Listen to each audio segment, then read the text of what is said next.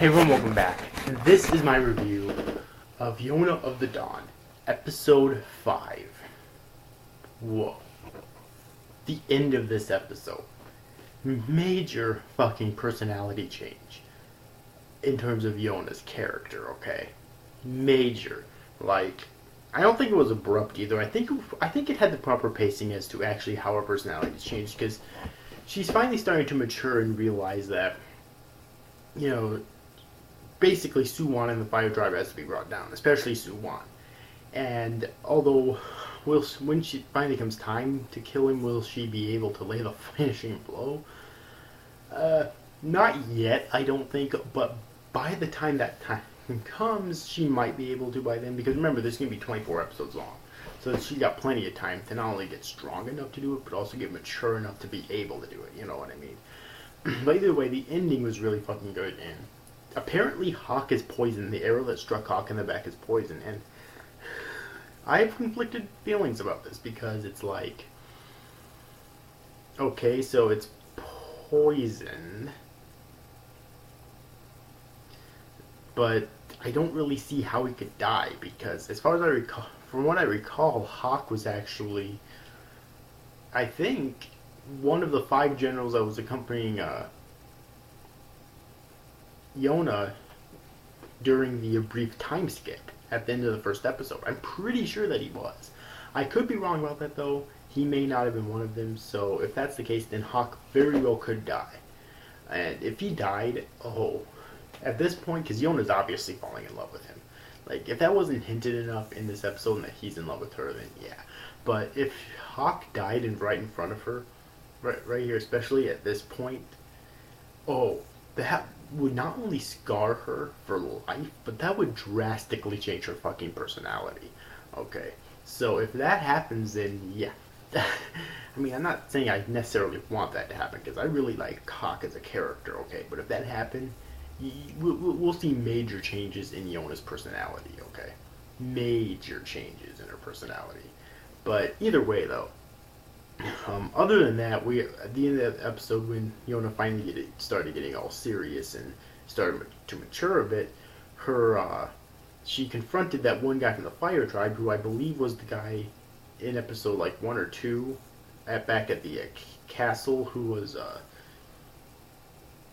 the one who basically wanted to marry her, but Hawk ended up cock blocking her. Because let's face it, guys, that's what it was. Hawk cock blocked him, quite honestly.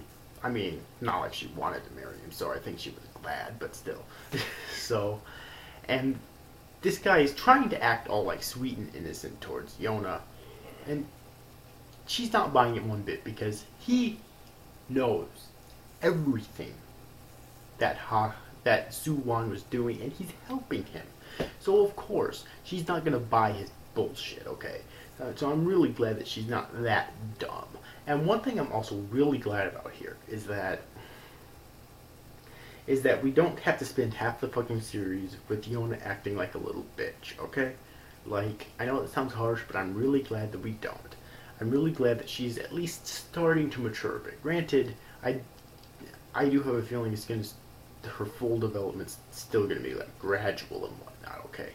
But that being said, I'm really glad that she's at least starting to mature a little bit now. So we don't have to deal with her like this like half of the fucking series, okay? Because that might get kind of painful after a while, if you know what I mean.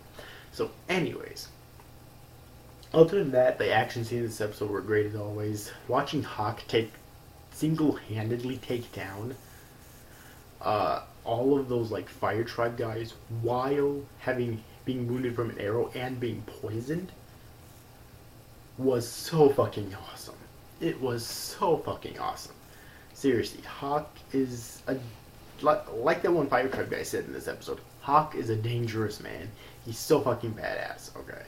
I've been told that Yona is going to get a lot more badass, which obviously we did see that brief time skip at the end of episode 1 where she was using a bow and arrow, so obviously she's going to get a lot more badass later on in the series. No clue when we're actually going to reach that part, though. Hopefully it's not too soon, and the reason I say that is because we still need a lot more development of her character before we can actually get to that point and it seems natural, okay? Natural progression and whatnot, but Other than that, fantastic episode once again. It wasn't as action-packed as some of the previous have been, or as drama-heavy as some of the previous have been, although there was definitely drama in this episode, and like always, the drama in the series works very well. Whew. So anyways, if you've yet to see this week's episode of Yona of the Dawn, then I definitely recommend that you do. I thought it was a very good episode. Can't believe we're already at episode 5 though.